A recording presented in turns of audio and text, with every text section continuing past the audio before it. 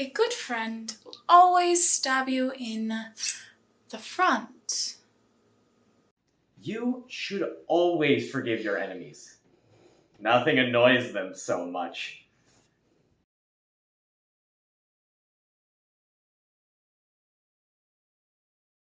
To escape the dullness of the country, Jack Worthing invents a seedy younger brother named Earnest that he uses as an excuse to go to the city. His ward, Cecily, stays behind in the country, longing to meet the fictional brother. While in the city, posing as Earnest, Jack courts Gwendolyn and earns her love in return. They become engaged to each other. Jack's friend, Algernon, is also prone to invention. He travels to Jack's country house, posing as the oft-mentioned fictional brother Earnest, where he meets Cecily. Speedily courts her, and they agree to marry. Now, Gwendolyn and Cecily meet for the first time, both believing they are engaged to the same man named Earnest, not knowing that, in fact, neither Jack nor Algernon are actually named Earnest. Pray, let me introduce myself to you. My name is Cecily Cardew. Cecily Cardew? What a very sweet name. Something tells me that we are going to be great friends. I like you already more than I can say. My first impressions of people are never wrong. How nice of you to like me so much after we have known each other such a comparatively short time. Pray, sit down. I may call you Cecily. May I not? With pleasure. And you will always call me Gwendolyn, won't you? If you wish. Then that is all quite settled, is it not? I hope so. Perhaps this might be a favorable opportunity for my mentioning who I am. My father is Lord Bracknell. You have never heard of Papa, I suppose. I don't think so. Outside the family circle, Papa, I am glad to say, is entirely unknown. I think that is quite as it should be. The home seems to me to be the proper sphere for the man, and certainly, once a man begins to neglect his domestic duties, he becomes painfully effeminate, does he not? And I don't like that. It makes men so very attractive. Mamma, whose views on education are remarkably strict, has brought me up to be extremely short-sighted. It's part of her system. Do you mind my looking at you through my glasses? Oh, not at all, Gwendolyn. I am very fond of being looked at. You are here on a short visit, I suppose? Oh, no, I live here. Really? Your mother, no doubt, or some female relative of advanced years, resides here also. Oh, no, I have no mother, nor, in fact, any relations. Indeed. My dear guardian, with the assistance of Miss Prism, has the arduous task of looking after me. Your guardian? Yes, I am Mr. Worthing's ward. Oh, it is strange. He never mentioned to me that he had a ward. How secretive of him. He grows more interesting hourly. I am not sure, however, that the news inspires me with feelings of unmixed delight. I am very fond of you, Cecily. I have liked you ever since I met you. But I am bound to state that now that I know you are Mr. Worthing's ward, I cannot help but express a wish you were, well, a little older than you seem, and not quite so very alluring in appearance. In fact, if I may speak candidly. Pray do. I think that whenever one has anything unpleasant to say, one should always be quite candid. Well, to speak with perfect candor, Cecily, I wish you were full 42, and more than usually plain for your age. Ernest has a strong, upright nature. He is the very soul of truth and honor. Disloyalty would be as impossible to him as deception. But even men of the noblest possible moral character are extremely susceptible to the influences of the physical charms of others. Modern, no less than ancient history, supplies us with many most painful examples of what I refer to. If it were not so, indeed, history would be quite unreadable. I beg your pardon, Gwendolyn. Did you say Ernest? Yes, Oh, but it is not Mr. Ernest Worthing who is my guardian. It is his brother, his elder brother. Ernest never mentioned to me that he had a brother. I'm sorry to say they have not been on good terms for a long time. Ah, that accounts for it. And now that I think of it, I have never heard any man mention his brother. The subject seems distasteful to most men. Cecily, you have lifted a load from my mind. I was growing almost anxious. It would have been terrible if any cloud had come across a friendship like ours, would it not? Of course, you are quite sure that it's not Mr. Ernest Worthing who is your guardian? Quite sure. In fact, I am going to be his. I beg your pardon. Dearest Gwendolyn, there is no reason why I should make a secret of it to you. Our little county newspaper is sure to chronicle the fact next week. Mr. Ernest Worthing and I are engaged to be married. My darling Cecily, I think there must be some slight error. Mr. Ernest Worthing is engaged to me. The announcement will appear in the Morning Post on Saturday at the latest. I'm afraid you must be under some misconception. Ernest proposed to me exactly 10 minutes ago. It is certainly very curious, for he asked me to be his wife yesterday afternoon at 5:30. If you would care to verify the incident, pray do so. I never travel without my diary. One should always have something sensational to read in the train. I am so sorry, dear Cecily.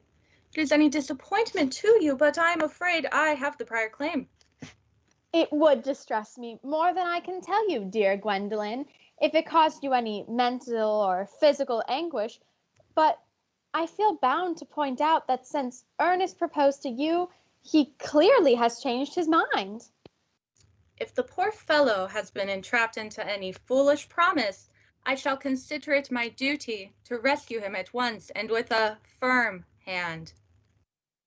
Whatever unfortunate entanglement my dear boy may have got into, I will never reproach him with it after we are married. Do you allude to me, Miss Cardew, as an entanglement? You are presumptuous. On an occasion of this kind, it becomes more than a moral duty to speak one's mind. It becomes a pleasure. Do you suggest, Miss Fairfax, that I entrapped Ernest into an engagement? How dare you? This is no time for wearing the shallow mask of manners. It is obvious that our social spheres have been widely different. Hmm.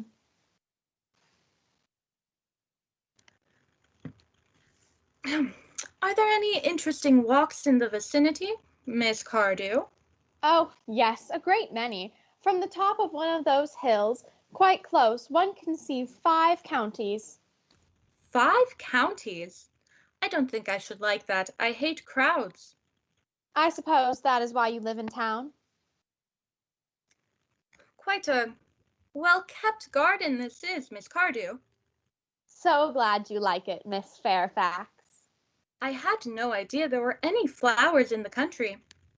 Oh, flowers are as common here, Miss Fairfax, as people are in London. Personally, I cannot understand how anybody manages to exist in the country. If anybody who is anybody does, the country always bores me to death. Ah, that is what the newspapers call agricultural depression, is it not? I believe the aristocracy are suffering very much from it just at present. It is almost an epidemic amongst them, I have been told. May I offer you some tea, Miss Fairfax? Thank you. Sugar? No, thank you. Sugar is not fashionable anymore. 1 lump, 2 lump, 3 lumps it is. Cake or bread and butter? Bread and butter, please. Cake is rarely seen at the best houses nowadays. Here you are, Miss Fairfax, a large slice of cake. You have filled my tea with lumps of sugar, and though I asked most distinctively for bread and butter, you have given me cake. I am known for the gentleness of my disposition and the extraordinary sweetness of my nature. But I warn you, Miss Cardew, you may go too far. To save my poor, innocent, trusting boy from the machinations of any other girl, there are no lengths to which I would not go. From the moment I saw you, I distrusted you. I felt you were false and deceitful. I am never deceived in such manners. My first impressions of people are invariably right. It seems to me, Miss Fairfax, that I am trespassing on your valuable time. No doubt you have many other calls of similar nature to make in the neighborhoods. Ernest, my own Ernest. Gwendolyn, darling, kiss me. A moment. May I ask if you are engaged to be married to this young lady? To dear little Cecily? Of course not. What could have put such an idea into your pretty little head? Thank you. You may now kiss me. I knew there must be some misunderstanding, Miss Fairfax. The gentleman whose arm is present round your waist is my guardian, Mr. John Worthing. I beg your pardon. This is Uncle Jack. Jack? Oh! Here is Ernest. Cecily, my own love, kiss me. A moment, Ernest. May I ask you, are you engaged to be married to this young lady? To what young lady? Good heavens, Gwendolyn? Yes, good heavens, Gwendolyn. I mean, to Gwendolyn. Of course not. What could have put such an idea into your pretty little head? Thank you. You may now kiss me. I felt there was some slight error, Miss Cardew. The gentleman who is now embracing you is my cousin, Mr. Algernon Moncrief. Algernon Moncrief? Oh, are you called Algernon? I cannot deny it. Oh, Is your name really John? I could deny it if I liked. I could deny anything if I liked. But my name certainly is John. It has been John for years. Gwendolyn, gross deception has been practiced on both of us. My poor wounded Cecily. My sweet wronged Gwendolyn. You will call me sister, will you not? Of course. There is just one question I would like to be allowed to ask my guardian. An admirable idea. Mr. Worthing, there's just one question I would like to be permitted to put on you. Where is your brother, Ernest? We are both engaged to be married to your brother, Ernest, so it is a matter of some importance to us to know where your brother Ernest is at present. Gwendolyn, Cecily, it is very painful for me to be forced to speak the truth. It is the first time in his life that he has ever been reduced to such a painful position, and he is really quite inexperienced in doing anything of the kind.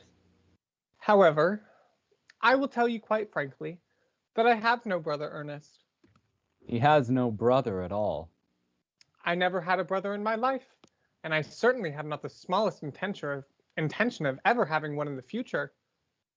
No brother at all. None. Had you never a brother of any kind? Never.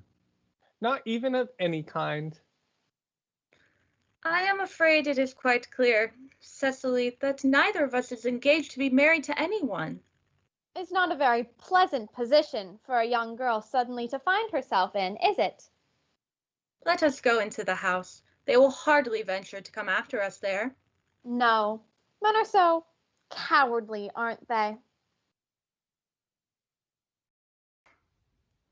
If we live long enough to see the results of our actions, it may be that those who call themselves good would be filled with a wild remorse, and those whom the world calls evil stirred with a noble joy.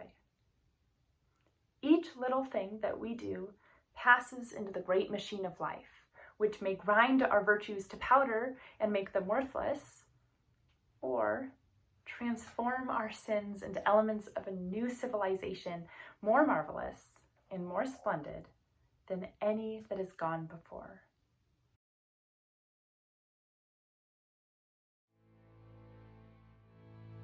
Suffering is one very long moment. We cannot divide it by seasons. We can only record its moods and chronicle their return. With us, time itself does not progress. It revolves. It seems to center around one center of pain. The paralyzing immobility of a life, every circumstance of which is regulated after an unchangeable pattern, so that we eat and drink and lie down and pray, or kneel at least for a prayer, according to the inflexible laws of an iron formula. This immobile quality that makes each dreadful day in the very minutest detail like its brother, seem to communicate itself to those external forces, the very essence of whose existence is ceaseless change. Of seed time or harvest, of the reapers bending over the corn, or the grape gatherers threading through the vines, of the grass in the orchard made white with broken blossoms or strewn of fallen fruit, of these we know nothing and can know nothing. For us, there is only one season, the season of sorrow. The very sun and moon seem taken from us. Outside, the day may be blue and gold, but the light that creeps down through the thickly muffled glass of the small iron-barred window beneath which one sits is gray and ungenerous. It is always twilight in one's cell, as it is always twilight in one's heart. And in the sphere of thought, no less than in the sphere of time, motion is no more. The thing that you, personally, have long ago forgotten, or can easily forget, is happening to me now, and will happen to me again tomorrow. Remember this, and you will be able to understand a little of why I am writing, and in this manner writing. But while there were times when I rejoiced in the idea that my sufferings were to be endless, I could not bear them to be without meaning. Now I find hidden somewhere away in my nature something that tells me that nothing in the whole world is meaningless, and suffering least of all. That something hidden away in my nature, like a treasure in a field, is humility. It is the last thing left in me, and the best. The ultimate discovery at which I have arrived, the starting point for fresh development. It has come to me right out of myself, so I know that it has come at the proper time. It could not have come before, nor later. Had anyone told me of it, I would have rejected it. Had it been brought to me, I would have refused it.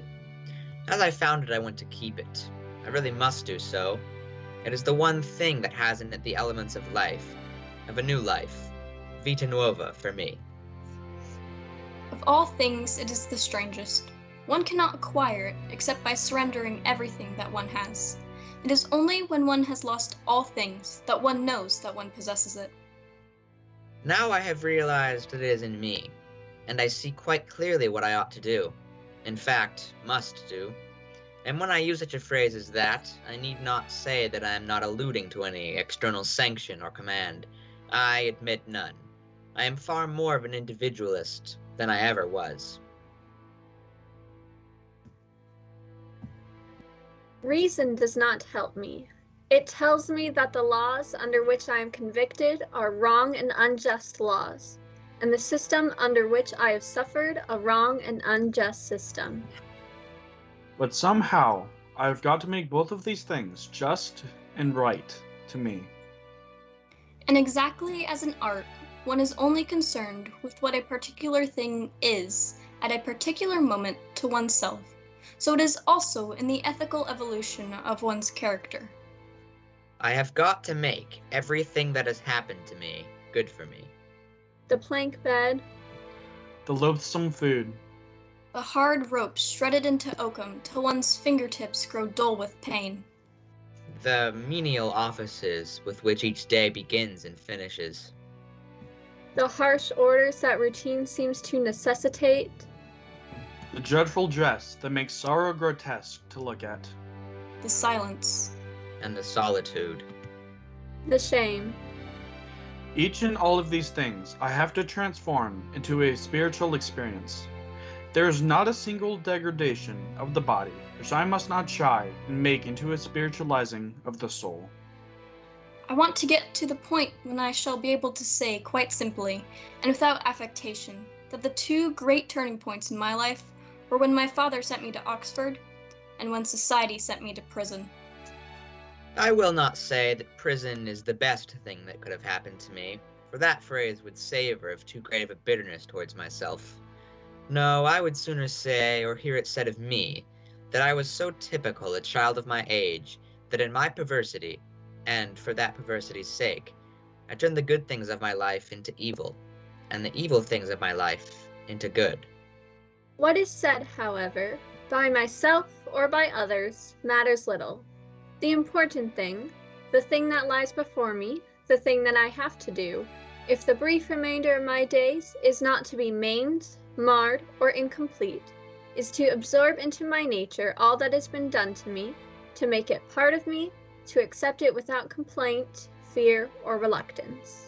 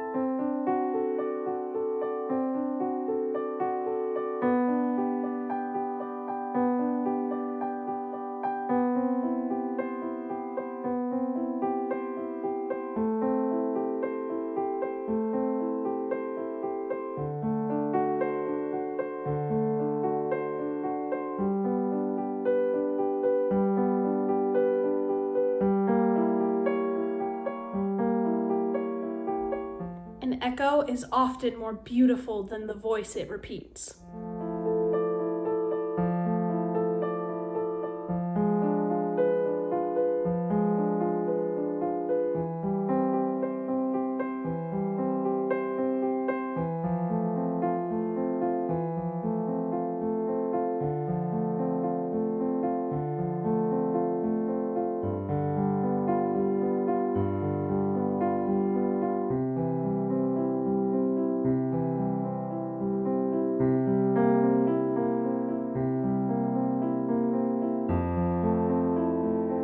Why do you talk so trivially about life? Because I think life is far too important a thing ever to talk seriously about it.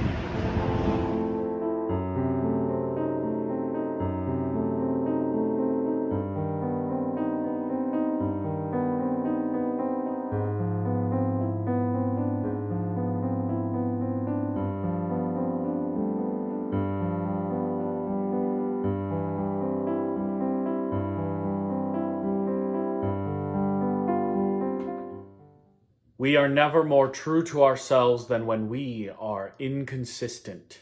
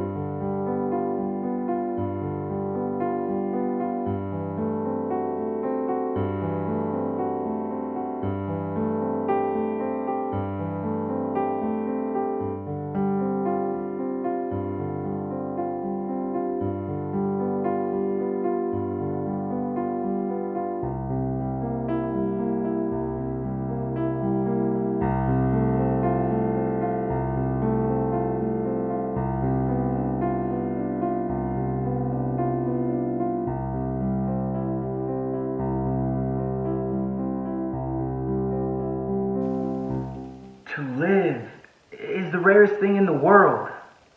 Most people exist. That is all.